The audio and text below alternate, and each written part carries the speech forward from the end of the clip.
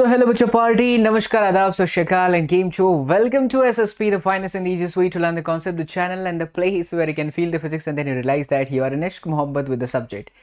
जैसा कि मैंने आप लोगों से वादा किया था कि आपके लिए पूरा कंप्लीट सिलेबस कराएंगे 2023 के प्रिपरेशन कर रहे हैं विद्यार्थियों के लिए, तो वो चीज़ हमने करा दिया। फिर मैंने आपसे कहा था बच्चा लोग सैम्पल पेपर सॉल्यूशन वो भी चल रहा है। फिर मैंने आपसे कहा था कि हम लोग आपके लिए पूरा का पूरा एनसीईआरटी का सोल्यूशन कराएंगे, वो भी आज से शुरुआत हो रहा है। सो जल्दी से बच्चा लोग इस बात पर एक प्यारा सा लाइक वाला बटन तो दबा ही देना।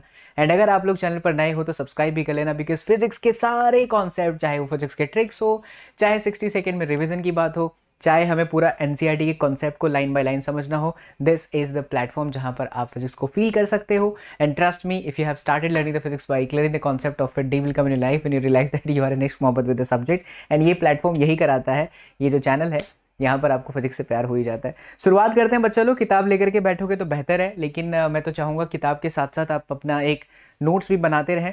ये जो सारी चीज़ें मैं यहाँ पर लिखूंगा, इसका सोल्यूशन भी है इसके अंदर, हम सॉल्व भी करेंगे। जहाँ पर कैलकुलेशन की ज़रूरत होगी वो आपको करने को मैं दूंगा, लेकिन पूरा कॉन्सेप्ट, पूरा का पूरा न्यूमेरिकल का जो अप्रोच है वो आपको सिखाऊंगा। और मुझे ऐसा मेरा ये दिल कहता है कि अगर मैं इतनी ज़्यादा हार्डवर्क आप लोगों के लिए कर रहा हूँ, अगर आप भी उतने ही डेडिकेशन के साथ लगे हैं, तो हम और आप मिल करके बच्चा लोग एग्ज़ाम को फोड़ेंगे, एग्ज़ाम के अंदर आग जरूर लगाएंगे। ठीक है, सो रिक्वेस्ट इतना सा है कि सब्सक्राइब कर लेना और शेयर कर देना तमाम उन बच्चों के साथ, बिकॉज अभी भी बहुत सारे स्टूडेंट हैं जिनको आवश्यकता है, जिनको ज़रूरत है। तो ये आपका बड़ा भाई बाबा SSP चीकू भैया, प्यार से बहुत सारे नाम से आप लोग जानते हो मुझे, तो मैं हमेशा आप लोगों के लिए हूँ यार, और इसी तरीके से हमेशा आप लोगों के लिए काम करते रहूँगा। चलिए, सबसे पहला chapter charges and electric field. और चार्जेस एंड इलेक्ट्रिक फील्ड से पहले मैंने ये बता देना आपको कि पूरा का पूरा हम न्यूमेरिकल आपको आज इस वीडियो के अंदर कराएंगे, एग्जाम्पल भी कवर करेंगे, एक्सरसाइज भी कवर करेंगे। जो भी मैं यहाँ पे लिखूंगा बच्चा, उसके लिए आपको नोट्स जो मैं लिख रहा हूँ वो आप टेलीग्राम ज्वाइन करना ना भूलना। टेलीग्राम का लिंक वीडियो के डिस्क्रिप्शन बॉक्स में। और अगर आपको कुछ भी प्रॉब्लम आती है तो आप मुझे यहाँ पर फॉलो कर सकते हैं, that is Sachin sir physics. Instagram पर आप मुझे DM कर दीजिएगा। आइए सबसे पहला सवाल देखते हैं। If 10⁹ electrons move out of a body to another body every second, यानी जैसे मान लीजिए कि यहाँ पर आपके पास में एक बॉडी है, इस तरीके से एक बॉडी है, इसमें से 10⁹ इलेक्ट्रॉन्स, इतने जो इलेक्ट्रॉन्स है ये लगातार निकल रहे हैं बच्चा 1 सेकेंड के अंदर। ठीक है, ये आपका नंबर ऑफ इलेक्ट्रॉन हो गया। ऑल राइट, तो सवाल ये कहता है how much time is required to get a total charge of 1 coulomb on the other body, यानी कि 1 कूलम चार्ज बनने में कितना समय लगेगा दूसरे बॉडी पर। पहले हम ये समझते हैं कि अगर 10⁹ इलेक्ट्रॉन्स निकले हैं 1 सेकेंड में, तो इस बॉडी पे कितना चार्ज डेवलप हुआ। चार्ज निकालने का फॉर्मूला हम सब जानते हैं, क्या होता है चार्ज, Q बराबर में N × E, N must be integer, तो वो है भी 10⁹ है, और E की वैल्यू है 1.6 × 10⁻⁻19। काहे भैया तुम चल काहे नहीं रहे हो? अच्छा चलो तुम्हें दूसरे पेज पर ले लें। आइए चलिए, कोई बात नहीं, आज ब्लू है पानी, 10⁹ निकल रहा था। ओके, सो Q = क्या बच्चा लोग, N × E, सो 10⁹ × 1.6 × 10⁻⁻19 कूलम। इलेक्ट्रॉन निकल रहा था बॉडी से। अगर इलेक्ट्रॉन बॉडी से निकल रहा है तो फिर उस स्थिति में Q को हमेशा प्लस रखा जाता है, बिकॉज पॉजिटिवली चार्ज हो जाता है। करेक्ट, सो ये आपका हो गया 1.6 × 9 - 19 चला जाएगा तो फिर माइनस में 10 कूलम। ये आपका इतना चार्ज हो गया, और इतना चार्ज के लिए समय कितना लगा है बच्चा लोग, 1 सेकेंड। सवाल को वापस पढ़िए। सवाल में कह रहा था कि 1 कूलम होने में कितना समय लगेगा। तो अगर हमारा चार्ज 1 कूलम है तो टाइम हम मान लेते हैं T है। ऐसे क्वेश्चन को कैसे सॉल्व किया जाए, तो आप यहाँ लिखिए कि अगर 1 सेकेंड है भैया जी, तो हमारा जो चार्जवा है बाबू लोग 1.6 × 10⁻⁻10 है। लेकिन अगर टाइम T सेकेंड है, नहीं पता है, तो चार्ज आपका 1 कूलम है। क्रॉस मल्टीप्लीकेशन करिए, सो T × दिस = 1/1.6 × 10⁻⁻10। अब इसको सॉल्व करेंगे, सेकेंड में आएगा, फिर इसको आर में लाइए, ईयर में लाइए, आ जाएगा। तो अब ये कैलकुलेशन अब आप लोगों को करना है, कमेंट करके आंसर भी दो। और यहाँ पर स्लाइड के अंदर मैंने उस सब पूरा आंसर शीट भी रखा है, ताकि जब आप ये डाउनलोड करें तो आपके लिए आसानी भी रहे। आइए मैं आपको दिखा देता हूँ इसका फाइनल आंसर। इसको सिर्फ सिंपल सॉल्व करना है बच्चा लोग। ये देखो कहाँ गया, ये रहा। तो 1 / दिस, तो इतना आ रहा है सेकेंड में। फिर उन्होंने 365 पूरे साल में दिन होते हैं और एक दिन में 24 घंटे होते हैं, एक घंटे में 3600 सेकेंड होता है, तो 198 साल लगभग इसका आंसर आता है। मजा आया बच्चा लोग, आनंद आ रहा है, फील आ रहा है? चलिए बहुत बढ़िया, धन्यवाद, भगवान हम सबका भला करे। आगे बढ़ते हैं। Next question, how much positive and negative charge is there in a cup of water? तो एक कप ऑफ वाटर है, उसके अंदर कितने पॉजिटिव और कितने नेगेटिव चार्जेस हैं? पर बच्चा पानी की मात्रा कितनी है वो तो नहीं पता ना, इसलिए आप एक नंबर डिसेंट अमाउंट मान लो, 250 ग्राम पानी मान लो, कितना भी मान सकते हैं, आपकी किताब के एग्जाम्पल को लेकर के चल रहे हैं, इसीलिए बच्चा हमने मान लिया कि यहाँ पर जो पानी की मात्रा है वो है 250 ग्राम। ठीक है, पानी का मतलब हम सब जानते हैं, दैट इज H2O, राइट। अब 250 ग्राम पानी के अंदर कितने मॉलिक्यूल्स हैं वो जानना बहुत जरूरी है। पानी के कितने मॉलिक्यूल्स हैं वो जानना बहुत जरूरी है। तो मॉलिक्यूल्स नंबर्स निकालने का फॉर्मूला होता है जो कि क्लास 11th में पढ़ा था आपने, मोल निकालने का। N अपॉन में Na Avogadro number is equal to M upon में मॉलिक्यूलर मास, मॉलिक्यूलर वेट। तो ये जो हुआ वो आपका हो गया capital N is equal to M upon में M नॉट इनटू में Na। क्या आपके पास में M है? जी बिल्कुल है, 250 ग्राम। M नॉट है, कितना होता है M नॉट? तो हम सब जानते हैं हाइड्रोजन का 1, H2 है इसलिए 2 और ऑक्सीजन का 16, 16 और 2 कितना हो गया? 18 ग्राम प्रति मोल। यही होता है, करेक्ट। तब आपके पास में Na है, M है, M आपकी 250 ग्राम की वैल्यू, ये आपका हो गया 18 और ये आपका 6.023 10 पावर 23। यहां से बच्चा नंबर ऑफ मॉलिक्यूल्स निकल गए। क्या निकल गए? Number of molecules. अब जरा सोचना बहुत ध्यान से कि एक मॉलिक्यूल अगर पानी का है, पानी का अगर एक मॉलिक्यूल है तो उसमें कितने इलेक्ट्रॉन है? जाहिर सी बात है यहाँ पर H2O के अंदर जितने नंबर ऑफ इलेक्ट्रॉन उतने नंबर ऑफ जो है आपके प्रोटॉन रहेंगे। तो हम यहाँ पर इलेक्ट्रॉन्स की बात कर लेते हैं, दोनों सेम ही होगा, नंबर ऑफ इलेक्ट्रॉन्स और नंबर ऑफ प्रोटॉन, ये पता भी होना चाहिए आपको। तो कितने नंबर ऑफ इलेक्ट्रॉन है? जितना उसका एटॉमिक नंबर है। एटॉमिक नंबर कितना है? 18, राइट। एटॉमिक नंबर नहीं, ये आपका ओवरऑल कितने इलेक्ट्रॉन होंगे, तो H2O से ही पता चल रहा है कि इसके 2 और इसके आपके 16, 16 और 2 कितने हो गए? 18। यानी एक मॉलिक्यूल में 18 इलेक्ट्रॉन, पक्की बात। तो कितने मॉलिक्यूल है? इतने मॉलिक्यूल है। तो इतने मॉलिक्यूल में कितने इलेक्ट्रॉन? इतने हो जाएंगे। यानी कि जो N है, टोटल नंबर ऑफ इलेक्ट्रॉन, समझते ही जाना। और कहीं पे कुछ भी दिक्कत हो बच्चा, हैवीली एक्टिवेटेड हूं, सब कुछ छोड़ दिया है, सिर्फ और सिर्फ यूट्यूब पे आप लोगों के लिए काम कर रहा हूं। कुछ भी प्रॉब्लम हो प्लीज कमेंट करना, मैं रिप्लाई करता हूं सभी तमाम वीडियोस के अंदर में, जहां पर जेन्युइन क्वेश्चन होता है मैं डेफिनेटली रिप्लाई करता हूं। So total number of electron कितने हो गए? तो 18 इंटू ये आपका कैपिटल N, करेक्ट। इसको मैं स्मॉल n से रिप्रेजेंट कर देता हूं। अब इतने तो टोटल नंबर ऑफ इलेक्ट्रॉन हो गए। एक इलेक्ट्रॉन होता तो चार्ज कितना होता है? E के बराबर, that is a primary charge 1.6 × 10⁻⁹। तो ऐसे टोटल चार्ज कितने हुए अगर n इलेक्ट्रॉन है तो n इंटू E के बराबर। ये आपका आ गया 18 capital N and then E। इसको सॉल्व करिए, आपका फाइनल आंसर है। ट्रस्ट मी बच्चा, किताब में जिस तरीके से सॉल्व किया रहता है नहीं समझ में आता है, but here you will learn, you will feel and you will enjoy the entire physics, and trust me, slowly you will become that this is physics addicted zone। कि जो चैनल है ये ससुरा फिजिक्स एडिक्टेड जोन है, अपने को बाबा से प्यार करवा ही देंगे, है ना।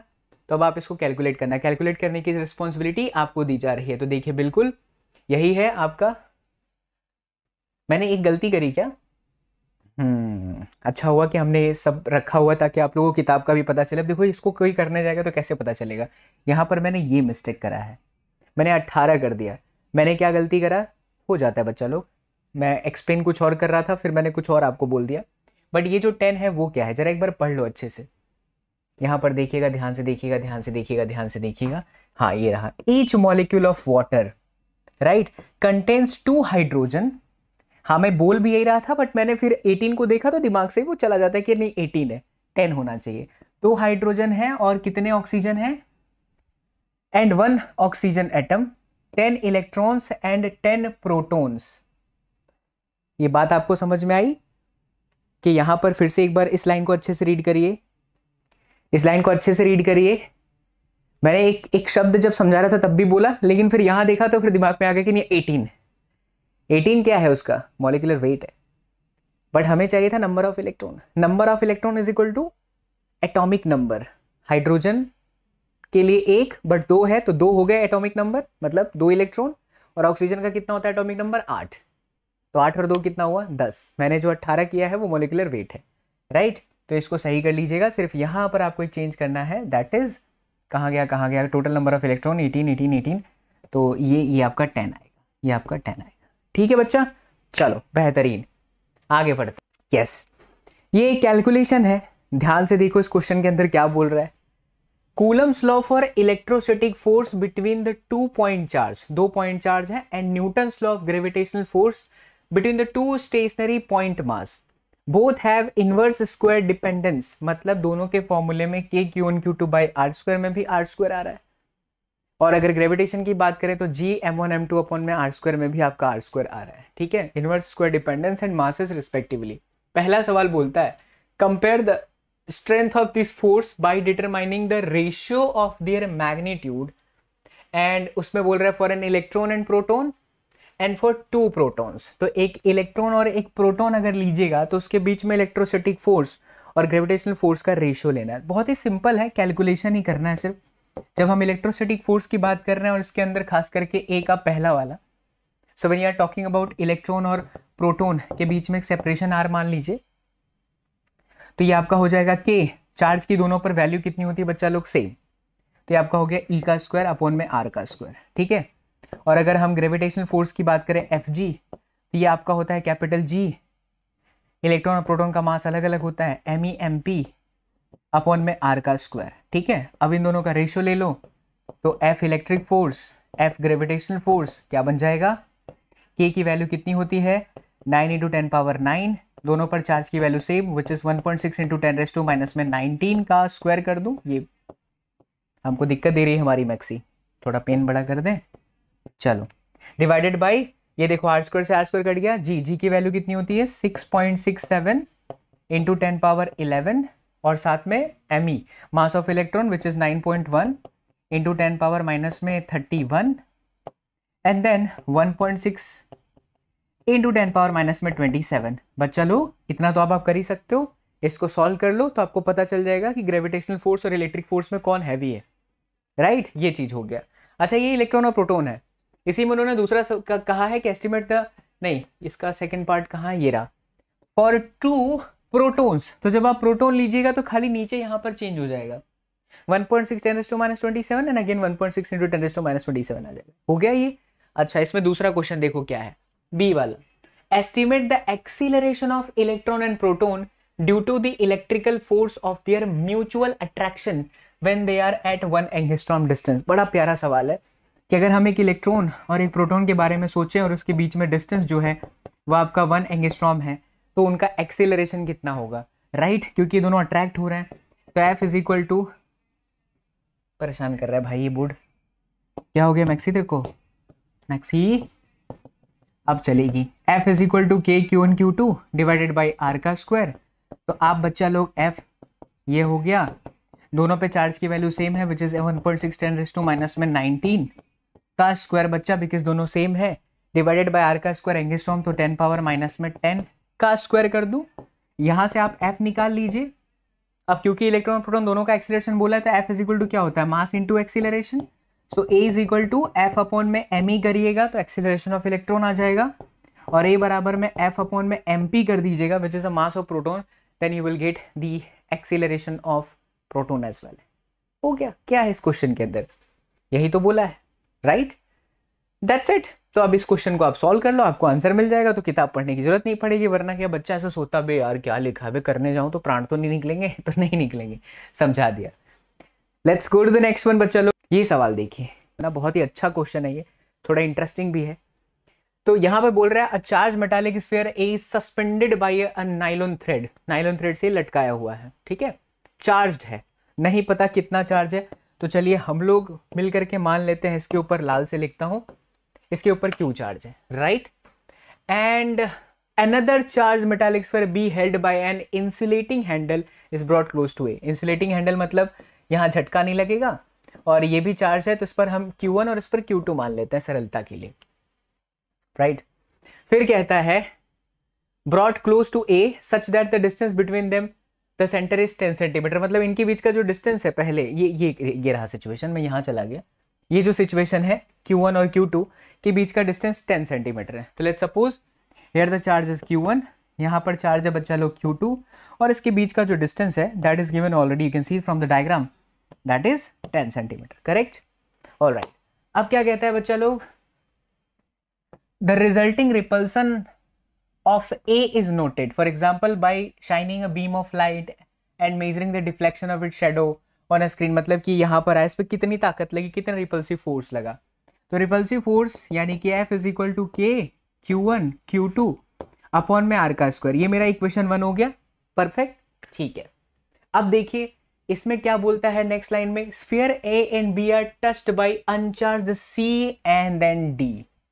C भी अनचार्ज्ड है और डी भी अनचार्ज है। हमने एक फॉर्मूला पढ़ा था चाणक्य नीति 4.0 के अंदर, जो बच्चे नए मैं उनको बता रहा हूँ, जो बच्चे रेगुलर फॉलो करते हैं उनको पता है कि भैया ने ये सारा चीज पढ़ा दिया है। तो जब एक बॉडी किसी दूसरे बॉडी के संपर्क में आती है, टच कराया जाता है और उसको सेपरेट कर देते हैं, तो आफ्टर सेपरेशन जो चार्जेस उन पर डेवलप होता है इंडक्शन की वजह से, वो होता है sum of the charges divided by number of body.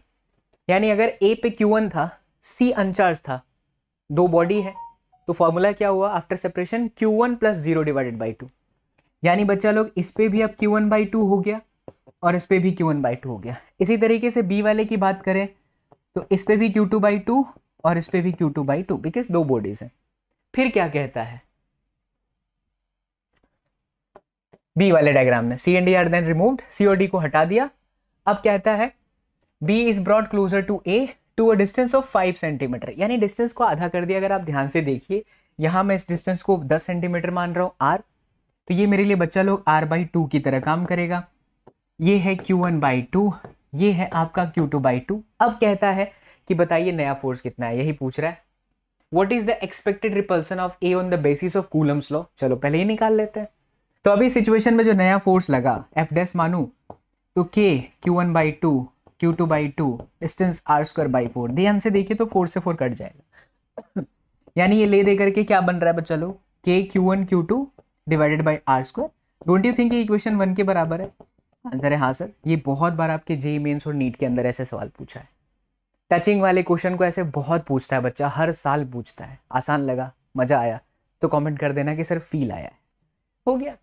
और क्या बोलता है यहाँ पर, तो सेम फोर्स लगा, कोई चेंजेस नहीं है। अब बोलता है sphere A and C and sphere B and D have identical sizes.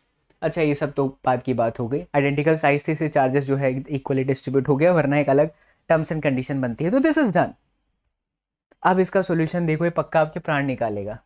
इतना पढ़ने जाओ टाइम चला जाता है। आइए आगे चलते हैं, ऐसे क्वेश्चन बड़े इंटरेस्टिंग होते हैं।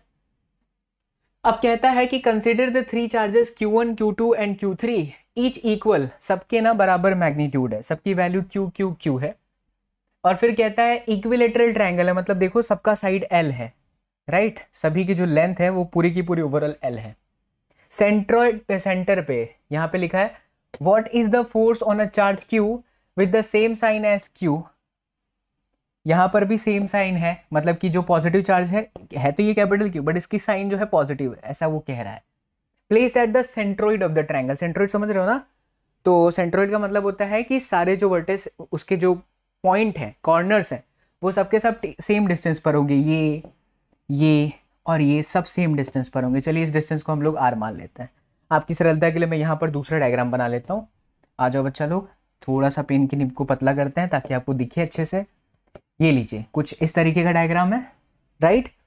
यहाँ पर आपका चार्ज Q है, यहाँ पर आपका चार्ज Q है, यहाँ पर आपका चार्ज Q है, और सेंटर पे आपका कैपिटल Q चार्ज है, ठीक है। इस पर नेट चार्ज कितना होगा?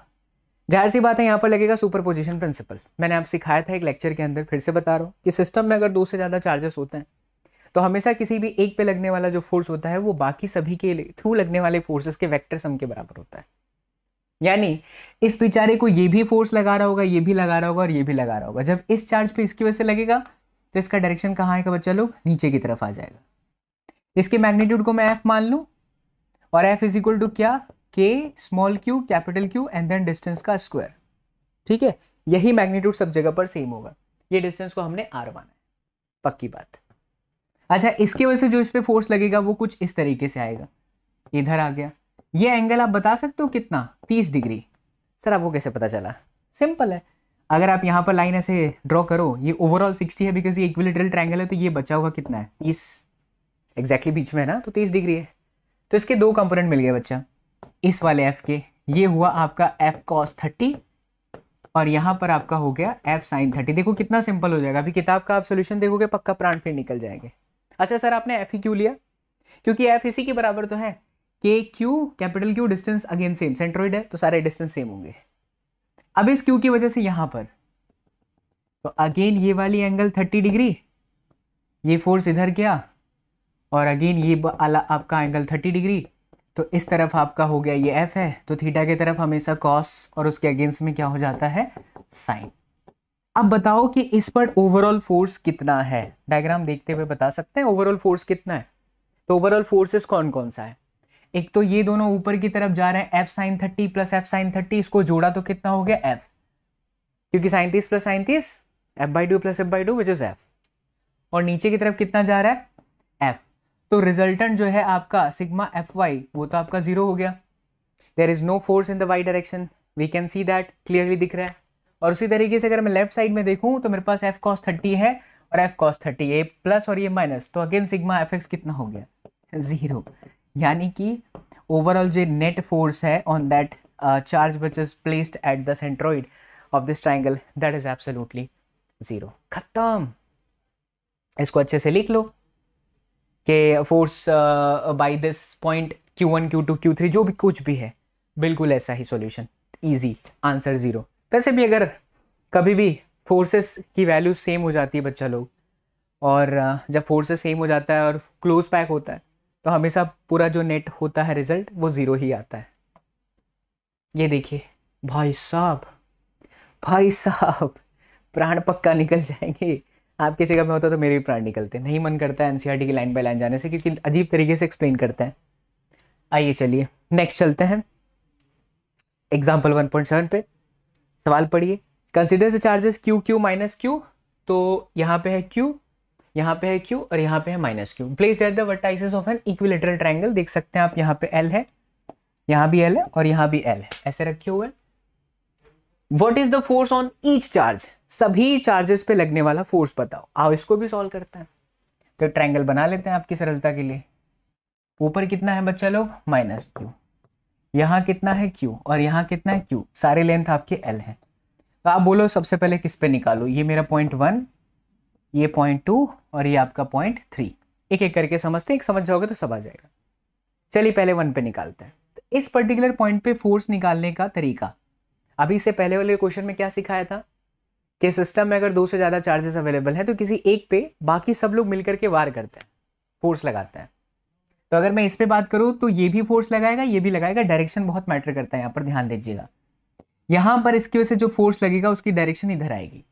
इसकी वैल्यू क्या होगी, इसकी वैल्यू होगी के Q1 Q2 Q square, distance कितना है आपका एल का स्क्वायर। अच्छा इसी तरफ ही क्यों आएगा, रिपल्सिव फोर्स है ना बच्चा लोग, इस पे इसकी वजह से रिपल्सिव फोर्स ही है तो इसी साइड जाएगा।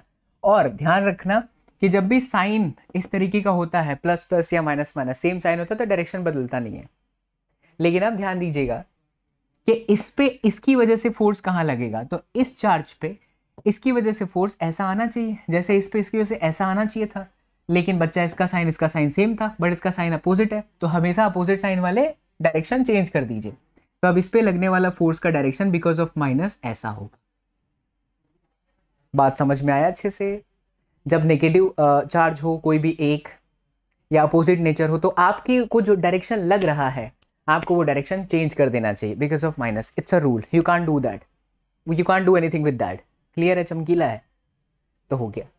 अच्छा अब ये एंगल आपका 60 डिग्री है, ओवरऑल 180 होता है तो ये कितना हो गया 120। क्या इसकी भी वैल्यू सेम होगी? वैल्यू की बात किया बच्चा दे ध्यान से, F is equal to K Q Q upon में एल का स्क्वायर। बहुत सारे बच्चे कंफ्यूज होते हैं, जब हम लोग लाइव सेशन होते हैं तो शायद ये चीज जिक्र नहीं कर पाते बिकॉज बहुत सारे स्टूडेंट देख रहे होते हैं, स्पैमिंग कर रहे होते हैं।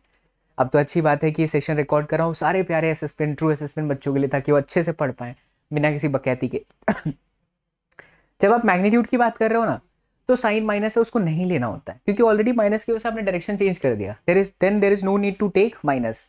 तो it is simple k q1 q2 minus नहीं प्लस ही अपॉन में r²। तो सर माइनस क्यों है, तो आज से आपने डायरेक्शन बदल तो दिया, तो जब आपने डायरेक्शन बदल दिया तो फिर मैग्नीट्यूड में जरूरत ही क्यों है। अब इनके बीच में एंगल 120 है, कैसे निकालोगे इसका रिजल्टेंट बच्चा लोग। तो रिजल्टेंट निकालने के लिए हम ये फॉर्मूला लगा देते हैं, a² प्लस में b² प्लस में 2ab एंड देन कॉस में थीटा। तो a² आपका f है, b² भी आपका f है, ये दोनों f है, और cos 120 की वैल्यू -1/2 होता है, तो 2 से ये कट जाएगा और फिर माइनस में f², यानी कि ये आ गया आपका f। खेला खत्म। क्या अब आप ऐसे ही इस पर निकाल सकते हो, कमेंट करके आंसर देना। हाँ भैया हमने किया। क्या आप इसी तरीके से इस पे निकाल सकते हो। चलो डायरेक्शन देख लेते हैं। इस पर्टिकुलर पॉइंट पे इसकी वजह से डायरेक्शन ऐसा जाना चाहिए, बट ऐसा हो जाएगा क्योंकि माइनस है, ठीक है। और इस पर्टिकुलर चार्ज पे इसकी वजह से डायरेक्शन ऊपर जाना चाहिए, बट ऐसा हो जाएगा क्योंकि माइनस है। एंगल कितना है 60 डिग्री। खेला खत्म हो गया यहीं पर। तो मैं निकाल देता हूँ F3 वाले पे resultant force, that is f² plus f² plus 2f² cos 60।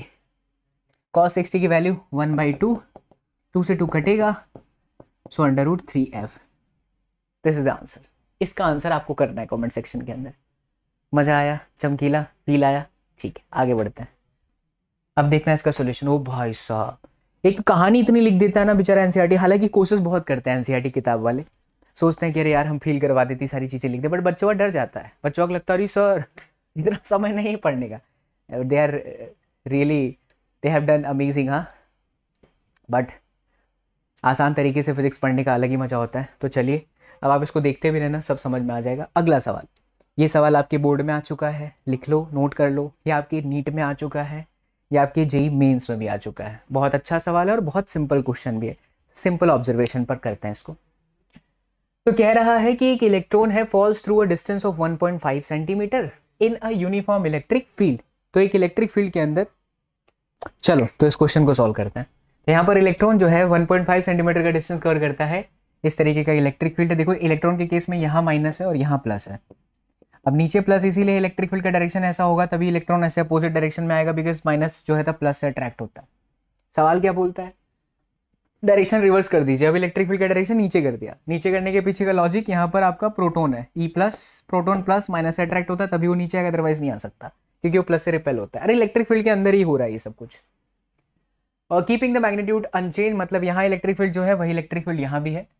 And a proton falls through the same distance, यहाँ 1.5 सेंटीमीटर, यहाँ भी 1.5 centimetre. Compute the time of fall in each case. Contrast the situation without a free fall under the gravity. बढ़िया सवाल है। 2 point पर discuss करेंगे। पहले तो हम इस सिचुएशन के हिसाब से निकालते हैं कि यहाँ से यहाँ आने में इसको कितना टाइम लगा, और फिर जब ये फ्री फॉल कर रहा होता था फिर कितना टाइम लगता। बड़ा सिंपल सा लॉजिक है बच्चा कि कोई भी चार्ज पार्टिकल अगर किसी इलेक्ट्रिक फील्ड में आ जाता है तो electric field is a kind of भाई लोगों का इलाका that always exerts a force. So many times I have discussed in my lecture. तो electric field E is equal to होता है F अपॉन में Q। तो F इज इक्वल टू आपका हो गया Q into E। F is equal to मम्मी mass into acceleration माँ, ठीक है, यहां पर acceleration. So acceleration is equal to QE divided by M। If I am talking about electron, तो यहाँ पर इलेक्ट्रॉन का आएगा चार्ज और इलेक्ट्रॉन का मास आएगा, ये इलेक्ट्रॉन का एक्सीलरेशन है।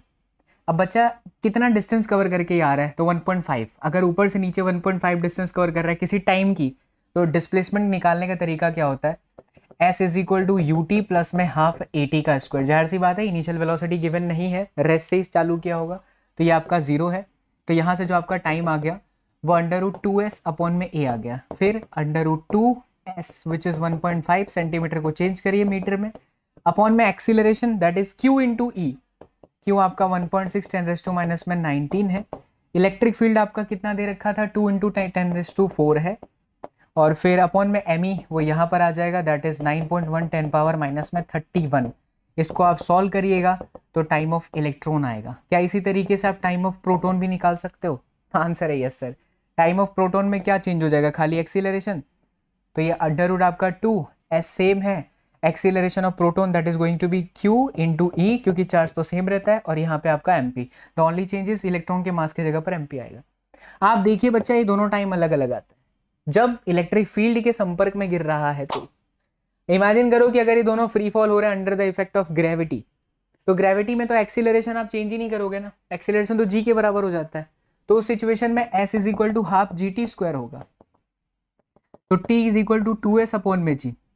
यहां हो सकता है कि टाइम देख करके पता चल जाए कि कौन पहले पहुंचेगा कौन बाद में, लेकिन अगर दोनों फ्री फॉल कर रहे होते तो कोई फर्क नहीं पड़ता किसका मास कैसा है, दोनों सेम टाइम पे नीचे गिरते। क्यों?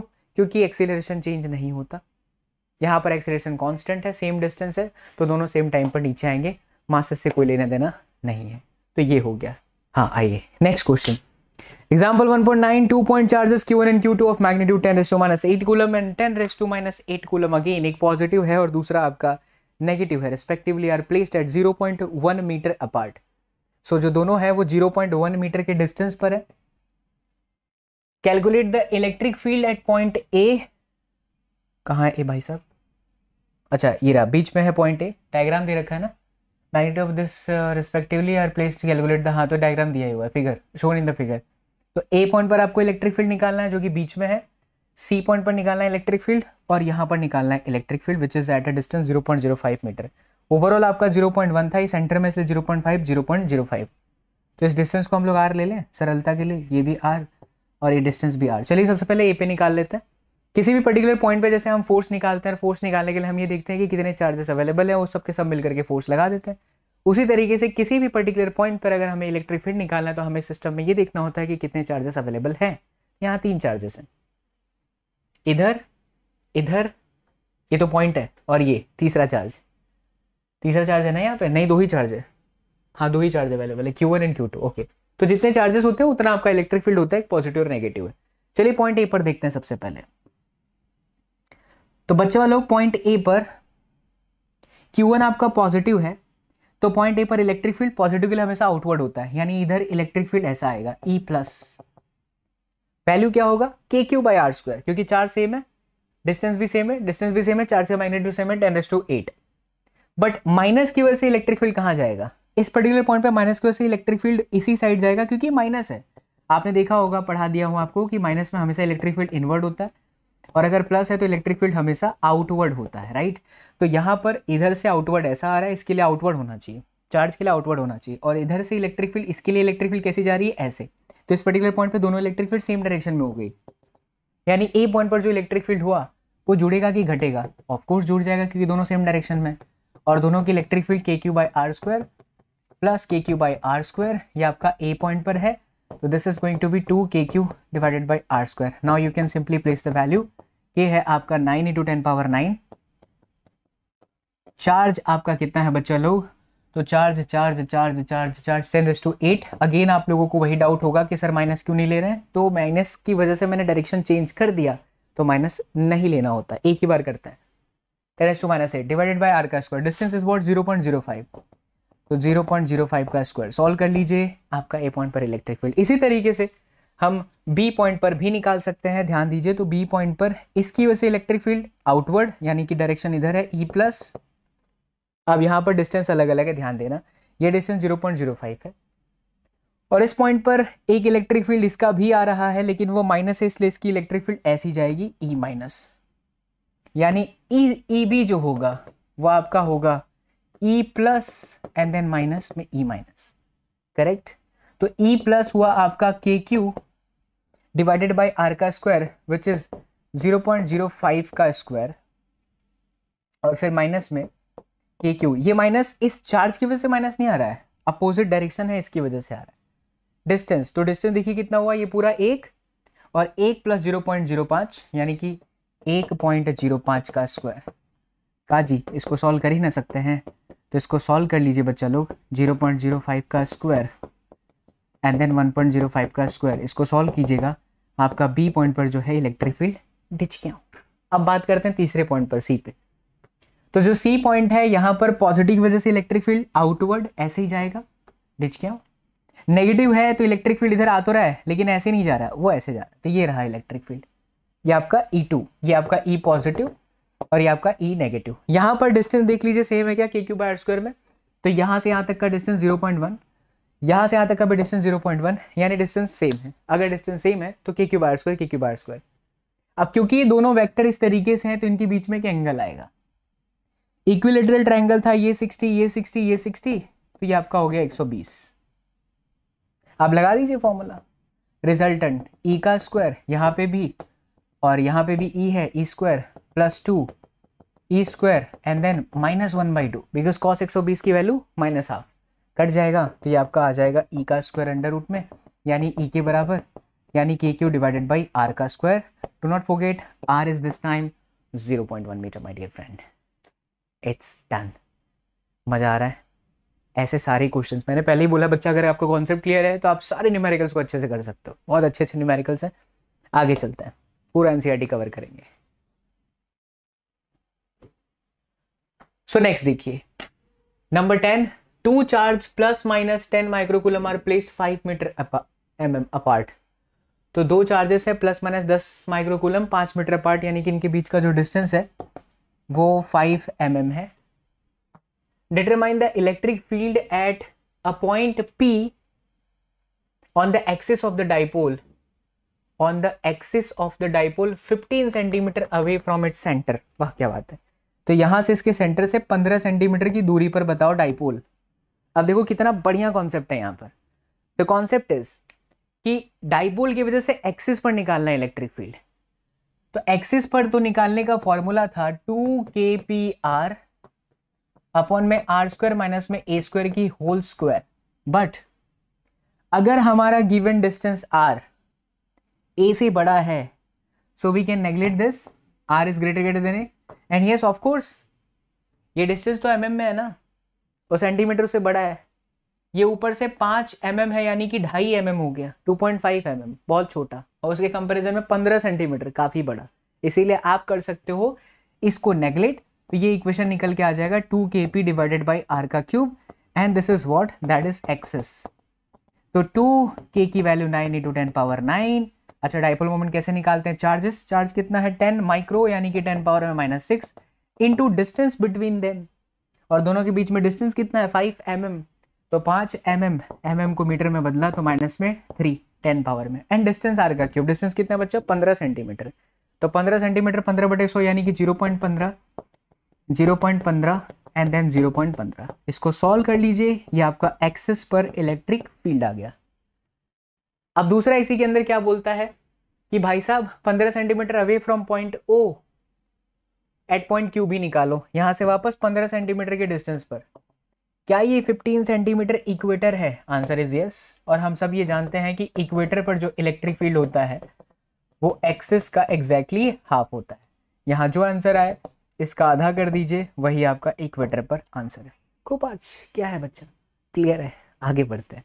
चलिए सभी का आंसर कमेंट सेक्शन के अंदर देते रहना, ये बिल्कुल सॉल्व किया हुआ है, बट इतना सारा लिख देते हैं कि समझ में नहीं आता। नेक्स्ट चलिए बच्चा अगला क्वेश्चन करते हैं। नेक्स्ट क्वेश्चन इज, मज़ा आ रहा है मुझे, कुछ भी बहुत मज़ा आ रहा है। कमाल करते हो सर, ऐसे ऐसे देख लेता हूँ कि ये हार्डवर्क करना है तो कर लेता हूँ। टफ है ये, रिकॉर्डिंग में अगर 2-3 घंटा लगेगा तो अगर लाइव जाता तो 5-6 घंटे लगते, बट मज़ा आ रहा है ना आप लोगों को। बस मैं यही चाहता हूँ बच्चे लोग दिल से आप पढ़ो, आपके लिए सब कुछ करने को तैयार हूँ मैं। आइए देखिए, बहुत अच्छा सवाल है ये। यहाँ पर बोलता है कि भाई साहब the electric field component in figure are E X is equal to alpha X की पावर 1/2। बहुत ध्यान से देखिएगा, यहाँ कह रहा है कि जो इलेक्ट्रिक फील्ड है वो है अल्फा एक्स की पावर 1/2, यानी एक्स वेरी करेगा तो आपका इलेक्ट्रिक फील्ड वेरी करेगा।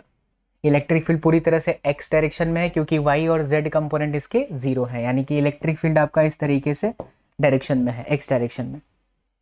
फिर कहता है अल्फा तो कांस्टेंट है, चलो कांस्टेंट है मान लिया, ठीक है, वैल्यू दे रखा है। Calculate the flux through the cube, इस पूरे क्यूब से फ्लक्स कितना निकलेगा। ध्यान से देखना बच्चा, ये वाली जो सरफेस है जो कि थोड़ा उन्होंने ब्लू किया है, इसका नॉर्मल का है, नॉर्मल मतलब सरफेस के परपेंडिकुलर। ये देखो किताब में भी बना भी दिया एनआर, राइट है ना, हाँ एनआर।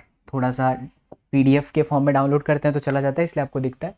तो एनआर राइट साइड है और इलेक्ट्रिक फील्ड भी इसी दिशा में है, तो थीटा इनके बीच में 0 हुआ, दोनों सेम डायरेक्शन में है। Flux phi is equal to E dot A यानी कि ई ए कॉस 0, यानी हमें यहाँ पर फ्लक्स कुछ ना कुछ मिल जाएगा, मिलेगा।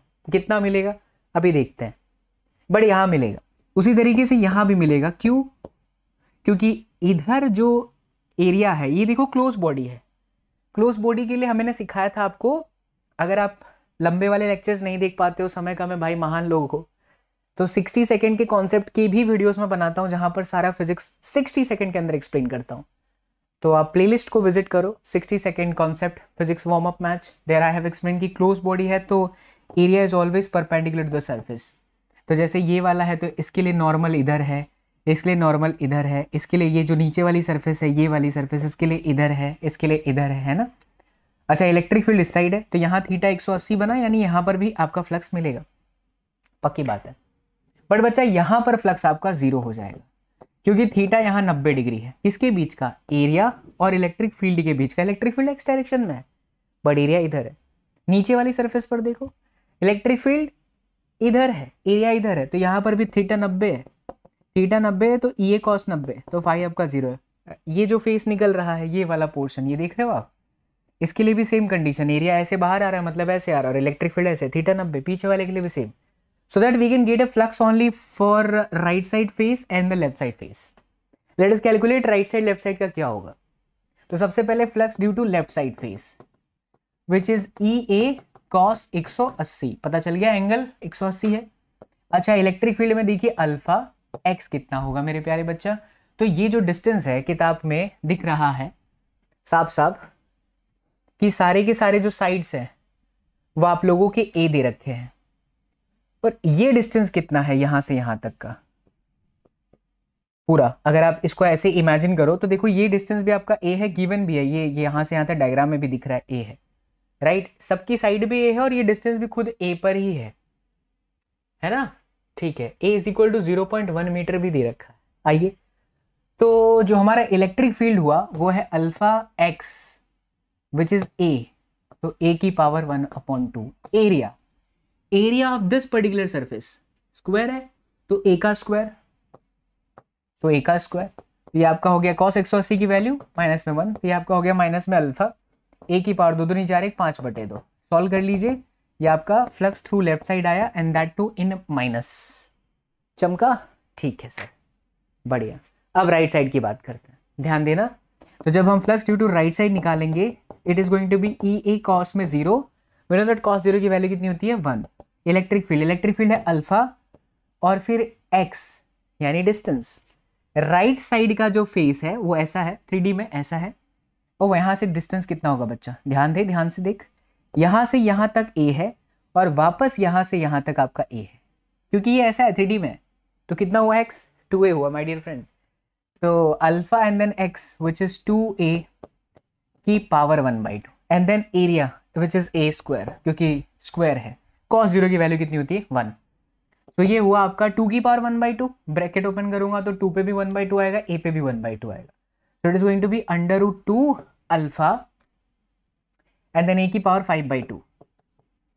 ये आपका हो गया flux due to right side. बाकी ओवरऑल सबके लिए कितना है 0, तो मेरा नेट फ्लक्स कितना हुआ, तो मेरा नेट फ्लक्स हो गया लेफ्ट साइड प्लस में राइट साइड, क्योंकि लेफ्ट साइड वाला ऑलरेडी माइनस में अल्फा ए की पावर 5/2 है, मैं कॉमन कर देता हूँ, तो अल्फा ए की पावर 5/2 कॉमन करूंगा तो ये आ जाएगा √2 माइनस में 1। बच्चा अभी तो कर ही सकते हो, अल्फा गिवन है, ए गिवन है, √2 1.41, कैलकुलेशन डन। अगर ये कंपटीशन होगा तो वो लोग आपसे पूरा कैलकुलेशन नहीं कराएंगे, यही बोर्ड होगा, याद रखना, CBSE board exam, Gujarat board, MP board, कोई भी बोर्ड होगा तो भी वो ऐसी वैल्यू देंगे कि कैलकुलेशन इतना ना करना पड़े, क्योंकि पुरानी एनसीईआरटी ही लगातार चली आ रही है, तो पहले डिजिट्स नहीं देखा जाता था और पहले समय की इतनी मर्यादा भी नहीं होती थी, इसीलिए कैलकुलेशन बड़े बड़े हो जाते हैं। बट आपको विश्वास मानिए, ऐसे नंबर देंगे कि कैलकुलेशन फास्ट हो जाएगा। तो ये आपका फाइनल आंसर, यहाँ से इसको सॉल्व कर लीजिए आंसर। भाई साहब, अगर मैं इतने पढ़ने जाऊं ये सारे के सारे लाइन तो प्राण निकल जाएंगे, सही है ना, यही तो है। It's all about the concept.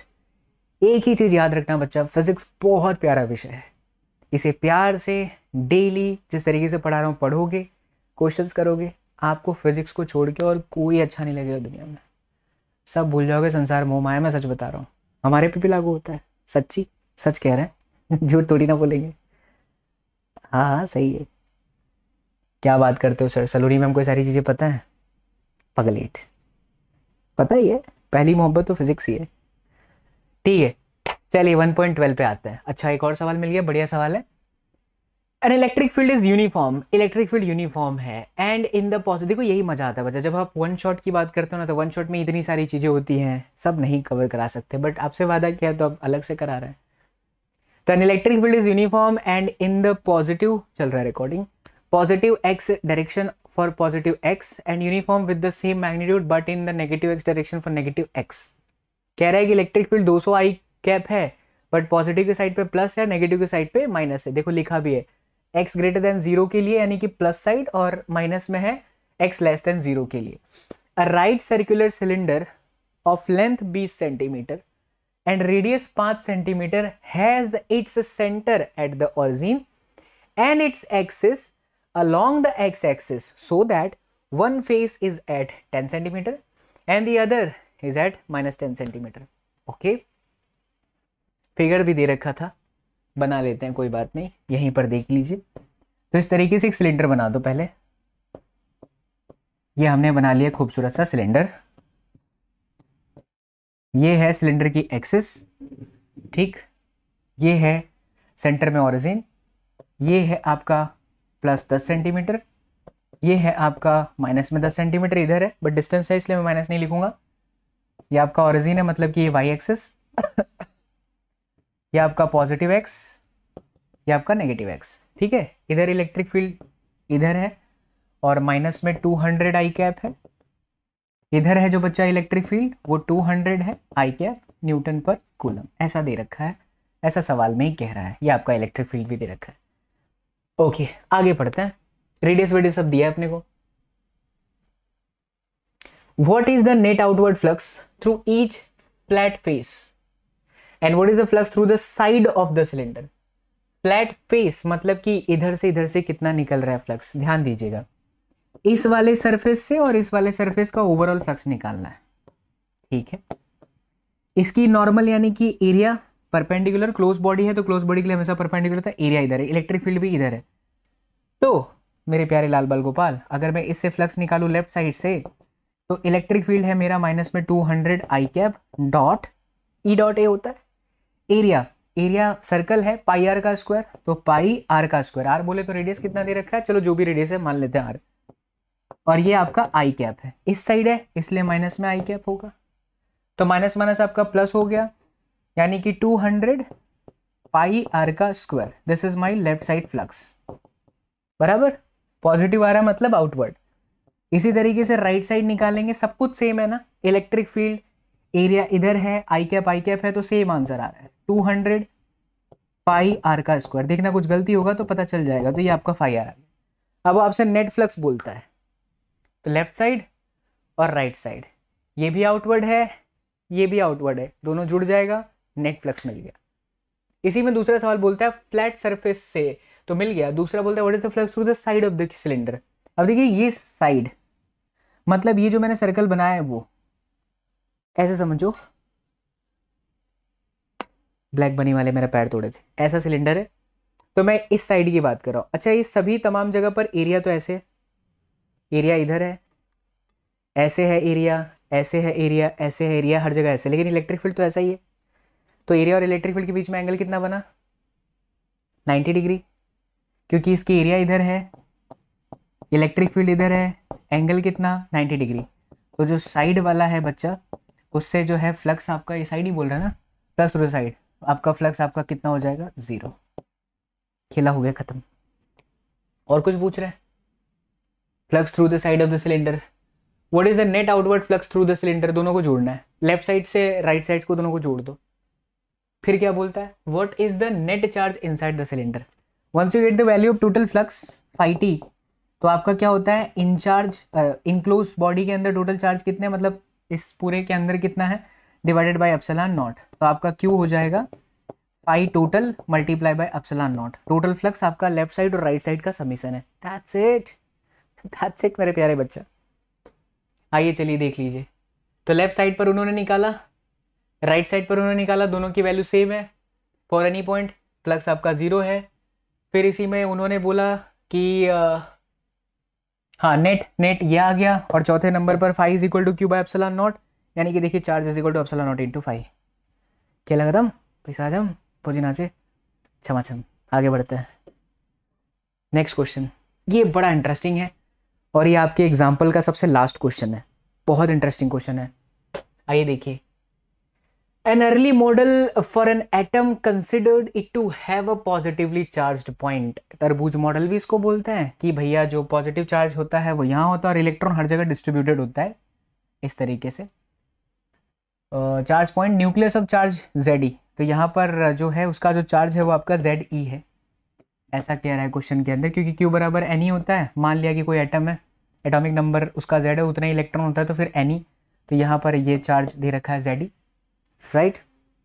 ये रेडियस कैपिटल R है। Okay, the atom as a whole is neutral, पूरा एटम न्यूट्रल है। For this model what is the electric field at a distance R from the nucleus, यानी कि यहाँ से R जितने distance पर इनसाइड पर्टिकुलर पॉइंट पर आपको निकालना है बच्चा लोग इलेक्ट्रिक फील्ड। आइए चलिए इसको सॉल्व करते हैं, बहुत अच्छा सवाल है। चलिए बच्चा तो इस क्वेश्चन को सॉल्व करते हैं, ध्यान दीजिएगा। The atom as a whole is neutral, पूरा का पूरा जो एटम है वो न्यूट्रल है। For this model what is the electric field at a distance R from the nucleus. देखिए तो R जितने डिस्टेंस पर अगर हमें निकालना है इलेक्ट्रिक फील्ड, तो हम यहाँ पर गाउस लॉ को यूज कर लेते हैं। और गाउस लॉ क्या कहता है कि भैया आपको इस तरीके से क्लोज लूप तो लेना पड़ेगा। चलिए क्लोज लूप ले लेते हैं, पर इस क्लोज लूप के अंदर कितना चार्ज है नहीं पता है, वो मान लेते हैं Q डैश, राइट। बट इतना कंफर्म पता है कि इसके अंदर, क्योंकि सेंटर पे ही आपका पॉजिटिव चार्ज है, यहाँ पर तो सबके सब इलेक्ट्रॉन्स डिस्ट्रीब्यूटेड है, तो it must be negative, right. मुझे अगर यहाँ का चार्ज पता चलेगा तभी मैं गाउस लॉ को अच्छे से अप्लाई कर पाऊंगा। रीजन इज कि अगर हम लिखते हैं फाई, यानी इससे related phi is equal to integration E dot में ds is equal to Q enclosed divided by epsilon naught, तो मुझे क्यू इनक्लोज्ड मतलब इसके अंदर का चार्ज चाहिए। इस सरफेस के अंदर एक चार्ज तो आपका सेंटर वाला Ze है और दूसरा जो है आपका Q डैश है, वही Q डैश निकालना है। चलिए इसको थोड़ा ओपन कर लेते हैं। अच्छा, इलेक्ट्रिक फील्ड आउटवर्ड डायरेक्शन में है, पॉजिटिव चार्ज है तो इस ये पूरा का पूरा है, और जो आपका एरिया है उसके बीच में जो एंगल है 0 डिग्री कंसिडर करेंगे आप, तो EDA cos 0 बनेगा, और ये आपका हो गया electric field, and that is going to be 4 pi small r square, it is the area of the Gaussian surface. फिर ये आपका हो गया Q enclosed divided by epsilon naught से इक्वेशन नंबर 1। आइए आगे बढ़ते हैं। अब इसके बाद बच्चा एक चीज तो कांस्टेंट रहता है, दैट इज डेंसिटी, है ना। तो डेंसिटी का जो फॉर्मूला होता है चार्ज अपॉन में वॉल्यूम। चार्ज आपका कितना है ओवरऑल, इसके ऊपर अभी जो ओवरऑल चार्ज है आपका Ze है, डिवाइडेड बाई 4/3 पाई R का क्यूब, R रेडियस तक पूरा फैला हुआ Ze चार्ज, टोटल चार्ज। तो ये तो आपका हो गया Ze divided by 4/3 pi R का क्यूब, इक्वेशन 1 या 2 इसको कंसिडर कर लीजिए। लेकिन अगर मैं इस पर्टिकुलर डिपार्टमेंट के अंदर चार्ज को Q डैश इमेजिन करूं, तो रो तो एज इट इज होगा, ये आप चार्ज की जगह पर Q डैश लिखिए, divided by 4/3 pi and then small r का क्यूब, क्योंकि मैं यहाँ के लिए चार्ज Q डैश ले रहा हूँ और तो डिस्टेंस कितना है R है, तो उसके लिए वॉल्यूम यही होगा। So Q dash is equal to rho and then 4/3 pi R का cube. What about this rho की वैल्यू है Ze divided by 4/3 pi capital R का क्यूब, रो की जगह पर मैंने रखा, ये पूरा रो हो गया, and then 4/3 pi small r का क्यूब, 4/3 पाई से 4/3 पाई कट गया, तो ये आपका आता है Ze small r cube upon में कैपिटल R का क्यूब, बट माइनस में, क्यों माइनस में, क्योंकि इस डिपार्टमेंट में जो आपका चार्ज है वो इलेक्ट्रॉन है, डिस्ट्रीब्यूटेड है, इसलिए आ गया। अब देखिए ध्यान से, अब यहाँ पर ये जो मेरा इनक्लोज्ड है उसमें कितना चार्ज हुआ, मतलब इस पूरी बाउंड्री में, तो एक तो Ze था ही, दूसरा ये है, तो यहाँ पर हम लिखेंगे Ze माइनस में बच्चा लोग Ze स्मॉल r का cube divided by capital R cube upon में एप्सिलॉन नॉट, और ये चल रहा है आपका E इंटू 4 पाई R का स्क्वायर। चमका यहाँ तक। चलिए आगे बढ़ते हैं। अब इसको तो सिंपल सॉल्यूशन ही करना है, इसको सॉल्व करना, ध्यान देना। तो E is equal to 4 pi R square को हम लोग नीचे लेके आ जाते हैं, Ze को भी कॉमन कर लेता हूँ ना मैं, तो ये जेड ही कॉमन हो गया, साथ में एप्सिलॉन नॉट को भी साइड में कर देते हैं और 4 पाई को भी कर दीजिए साइड में। तो ये देखो जेड ही, एप्सिलॉन नॉट को साइड में लिखा और 4 पाई नीचे आ गया। आर स्क्वायर से डिवाइड कर दो, तो यहाँ तो कुछ नहीं है तो 1 में आर स्क्वायर रहेगा, माइनस में बच्चा लोग यहाँ पर आर का cube divided by R cube and then R का स्क्वायर। तो जब आप यहाँ पर आर का स्क्वायर करिएगा तो ऊपर वाले क्यूब से कट जाएगा, तो यह आपका आ जाता है जेड ई अपॉन में 4 pi epsilon naught 1 R square minus इस आर स्क्वायर से क्यूब कट गया, तो that is R divided by capital R का क्यूब। ये है electric field inside that particular point if we consider पुराना वाला old model. By the way ये आपके सिलेबस में नहीं है बट फिर भी सारे क्वेश्चन करा रहा हूँ क्योंकि बहुत सारे स्टेट बोर्ड के स्टूडेंट देखते हैं। सॉलिड स्फीयर एक तरीके का ये हुआ, और सॉलिड स्फीयर की वजह से इलेक्ट्रिक फील्ड नहीं निकाला जाता है, मतलब आपके सिलेबस में नहीं है, बट फिर भी if you want to do this तो आपके सामने है। तो यहाँ पर होता है बच्चा लोग, आप लोगों के चैप्टर का पूरा एग्जाम्पल खत्म। आइए अब एक्सरसाइज से डील करते हैं। Exercise question, ready for the rock. चलिए आ जाओ। तो सबसे पहला सवाल, यहाँ पे छोटे छोटे क्वेश्चन आएंगे, इसको धड़ाधड़ सॉल्व करते हैं बच्चा लोग। What is the force between the two small charge spheres having charge 2 times of 10⁻⁻7 and 3 times -7 30 centimetre apart? कराने की आवश्यकता नहीं है because F is equal to K Q into by R का स्क्वायर होता है। तो ये जो है ऐसे कुछ चिपकू टाइप मामा काइंड ऑफ क्वेश्चन होंगे, तो उसे मैं इसी तरीके से सॉल्व करूंगा बिकॉज ये इसमें कोई लॉजिक की आवश्यकता नहीं है, धड़ाके से हो सकता है। नेक्स्ट क्वेश्चन पर चलते हैं। The electrostatic force on a small sphere of charge 0.4 microcoulomb due to another small sphere of -0.8 microcoulomb in the air is 0.2 newton. यानी कि यहाँ पर साफ साफ दिख रहा है अट्रैक्टिव फोर्स होगा, तो 0.4 एंड देन 0.8 10⁻⁻12 दोनों का माइक्रो है, और k यानी कि 9 × 10⁻⁹ ये आपका दे रखा है 0.2, ये 0.2, तो k क्यू बाई आर का स्क्वायर। यहाँ से r सब्जेक्ट बना लीजिए। So what is the distance between them, r निकल जाएगा। दूसरा बोलता है what is the force on the second sphere due to the first. कमाल करते हो यार, एक आपका Q1 है, दूसरा आपका Q2 है, ऊपर से वो माइनस है, तो दोनों पे सेम अमाउंट का फोर्स लगता है, सेम अमाउंट का फोर्स लगता है। तो ये इस पे जितना मारेगा उतना ये मार देता है, खेला खत्म हो गया। तो 0.2 न्यूटन का ही लगेगा। ठीक है, चलो नेक्स्ट क्वेश्चन पर चलते हैं। Check that the ratio K E square by G M E M P is dimensionless. अच्छा सवाल है। ये कह रहा है कि ये बताओ कि ये डायमेंशनलेस है। Look up a table of physical constants and determine the value of this ratio.